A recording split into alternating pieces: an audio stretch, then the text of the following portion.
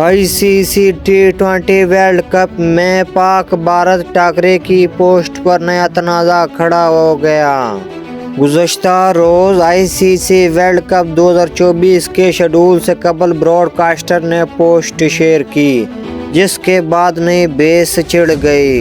Post में पाकिस्तान के कप्तान शाहिन अफरीदी को दिखाया गया, जबकि टीम इंडिया के कप्तान रोहित शर्मा की जगह हार्दिक पांड्या नजर आए, जिस पर भारतीय शायकीन ने शदीद तनकीद की। साबिक क्रिकेटर आकाश चोपड़ा ने भी इस हवाले से अपनी राय देते हुए कहा कि T20 वर्ल्ड कप से कबल हार्दिक पांड्या की इंजरी इन्हें मेगा इवेंट से बाहर कर सकती है।